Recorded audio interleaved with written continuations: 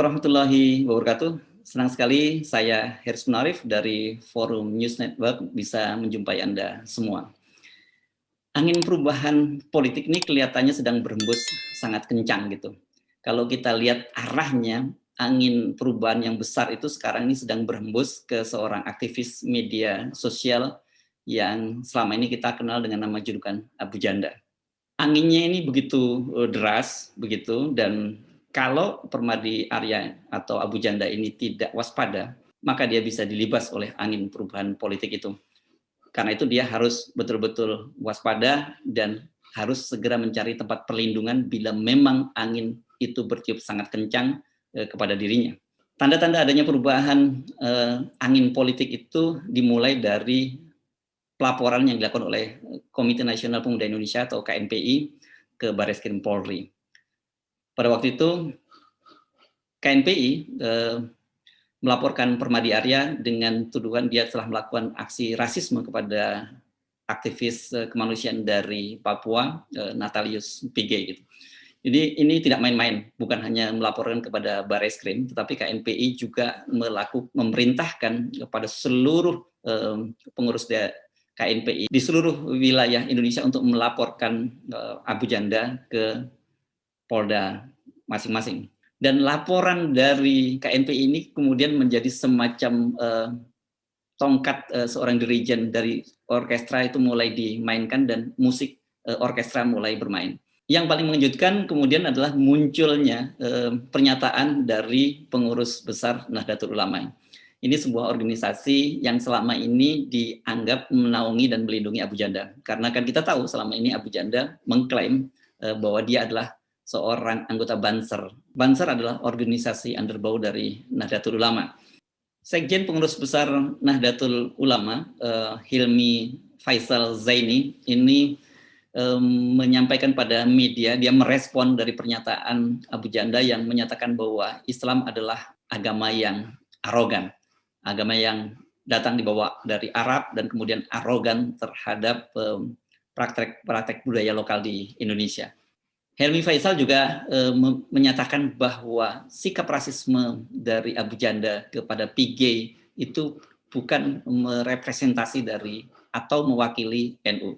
Ini tentu saja menarik bagaimana seorang sekjen pengurus besar Nahdlatul Ulama sampai kemudian harus turun ke gelanggang dan menyatakan bahwa Abu Janda itu tidak mewakili dan bukan representasi dari NU. Memang sejak ribut-ribut persoalan dia dengan Pige dan kemudian munculnya unggahan dia yang menyatakan Islam sebagai agama yang arogan, ini menimbulkan kegoncangan di kalangan NU sendiri. Banyak sekali tokoh-tokoh NU yang menyampaikan keberatan dan meminta agar PBNU khususnya Ansor untuk segera menindak Abu Janda. Karena pernyataan dia ini dianggap memecah belah dan menimbulkan situasi yang tidak nyaman antara NU dengan ormas-ormas Islam lainnya. Seperti sebuah orkestra, angin puting beliung itu kemudian berhembus dari 8 mata penjuru angin. Semua partai-partai politik, termasuk partai-partai pendukung pemerintah, itu menyatakan dukungannya agar Abu Janda segera diproses oleh Barreskrim Polri. Tidak semua memang partai pemerintah, ada satu yang Anda pasti bisa menduga yang tidak mendukung pelaporan atau belum mendukung pelaporan dari Abu Janda. Anda betul, partai itu adalah PDIP. Kita mulai dari partai pendukung pemerintah. Nasdem, itu dia minta polisi harus segera menangkap Abu Janda. Gerindra ini kan juga sekarang menjadi partai pendukung pemerintah, mengingatkan kepada Abu Janda agar bahwa dia merasa tidak tersentuh oleh hukum. Kemudian PKB minta polisi segera periksa Abu Janda. Tidak ada tempat bagi perusak persatuan dan toleransi. PAN, ini partai yang juga bersiap-siap bergabung menjadi partai pendukung pemerintah, minta polisi segera proses Abu Janda. PKS, ini partai oposisi, mendukung KNPI dan minta proses terhadap Abu Janda ditindaklanjuti. Demokrat, tidak boleh seseorang kebal hukum, termasuk Abu Janda. P3, saatnya hukum ditegakkan kepada siapa saja termasuk Abu Janda. Sementara Golkar juga mendukung Abu Janda segera ditindak oleh Barreskrim, tangkap dan usut. Seorang netizen kemudian mengumpulkan pendapat dari partai-partai politik ini dan kemudian memberi komentar pendek bahwa hanya PDIP yang belum menyatakan sikap. Tetapi sebenarnya kalau kita buka-buka di media dan media sosial, sudah ada seorang politisi PDIP yang menyampaikan responnya. Tapi apakah ini sikap resmi dari PDIP? Tentu ini perlu kita pelajari lebih lanjut. Budiman Sujatmiko melalui akun Twitternya, dia mengaku bahwa dia mengenal Abu Janda. Abu Janda pernah datang ke kantornya bersama seorang Habib yang juga menjadi sahabat mereka. Mereka berdiskusi dan kesimpulan dari Budiman Sujatmiko itu Abu Janda ini adalah seorang yang punya banyak minat.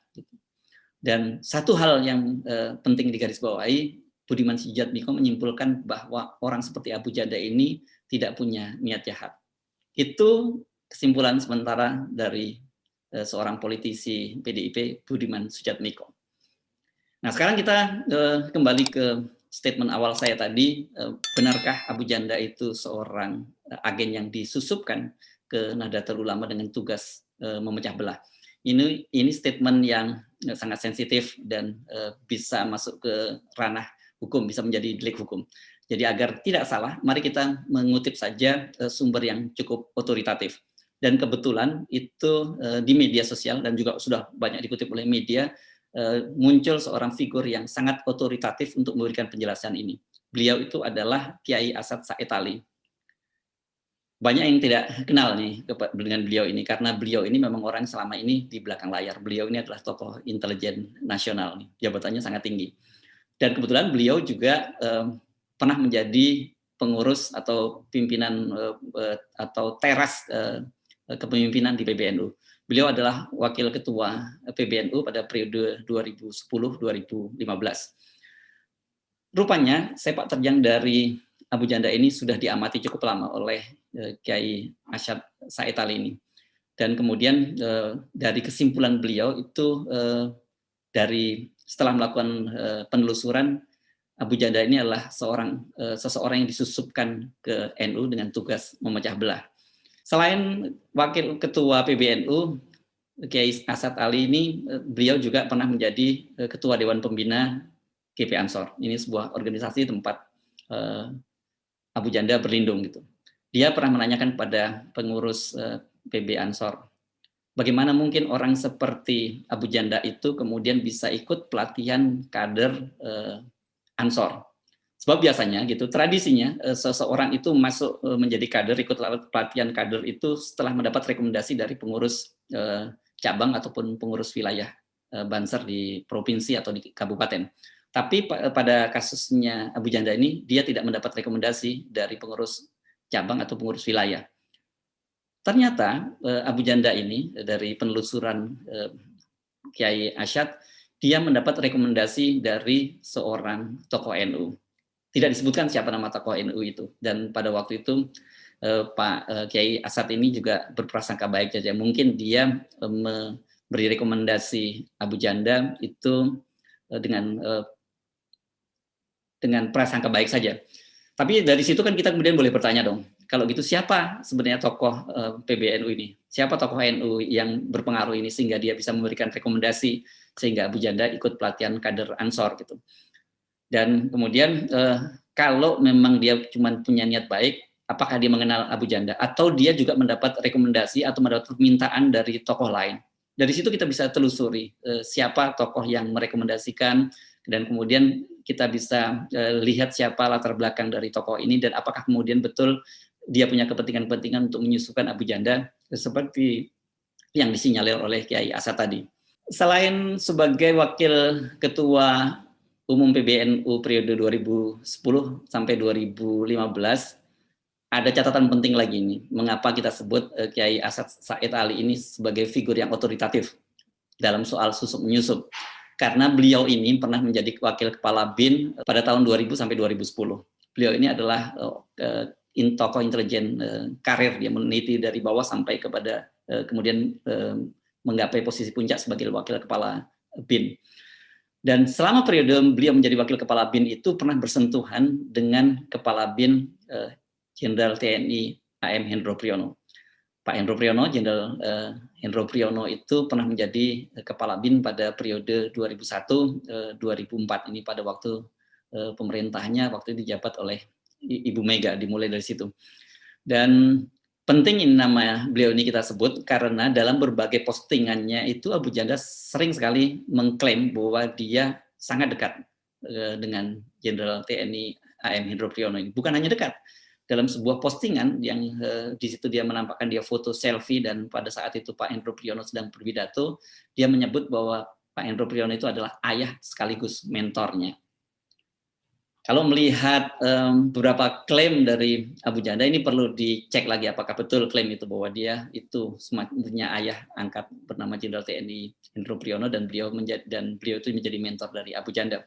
Sebagai orang intelijen yang lama berkecimpung mulai dari bawah sampai mencapai posisi puncak sebagai wakil kepala BIN, tentu saja Kiai Asyad ini sangat fasih soal susuk menyusup dan dari penyelidikan beliau menunjukkan bahwa banyak sekali orang seperti Abu Janda ini, banyak maksudnya, bukan banyak sekali, ada Abu Janda lain yang juga disusupkan ke PBNU.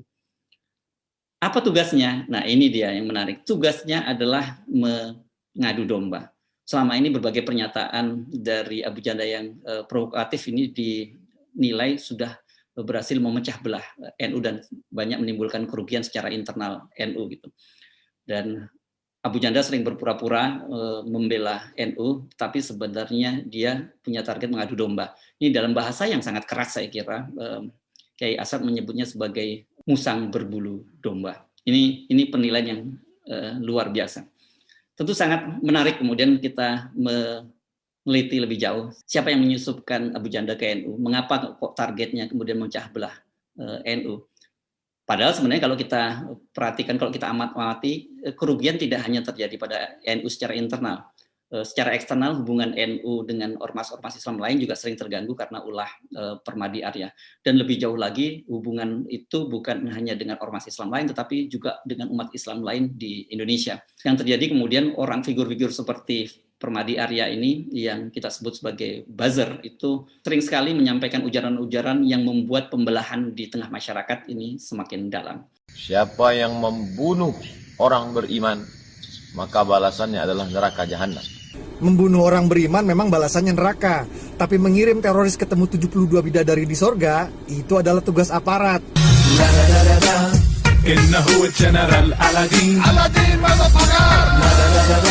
Bravo aparat, tumpas habis terorisme.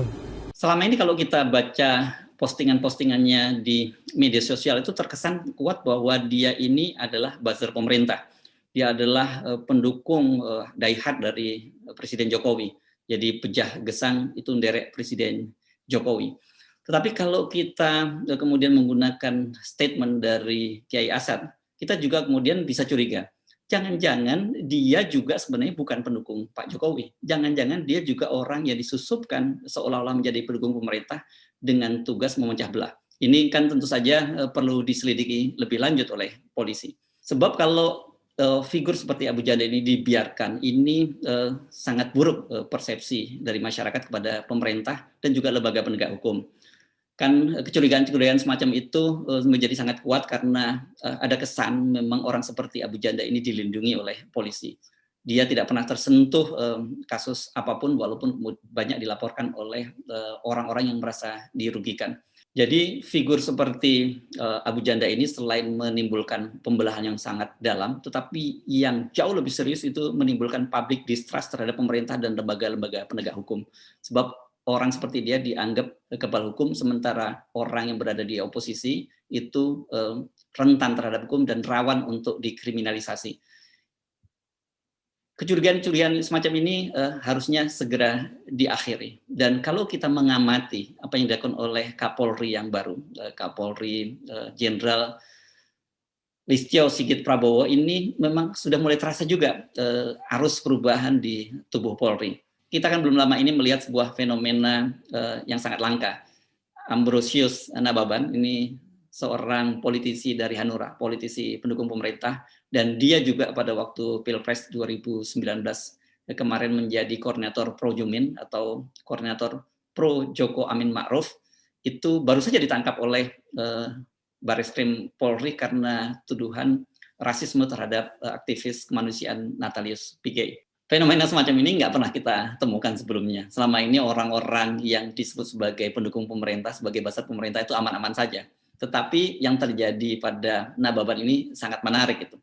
Jadi sebenarnya Kapolri yang baru ini tinggal meneruskan saja angin perubahan itu dengan segera merespon tuntutan publik untuk menangkap Abu Janda, memproses, kemudian membawanya ke persidangan, dan kalau perlu membongkar siapa sebenarnya tokoh-tokoh yang mengendalikan orang seperti Abu Janda ini, yang tugasnya memecah belah bangsa sehingga terjadi pembelahan semakin dalam dan kemudian public distrust terhadap pemerintah itu semakin tinggi juga.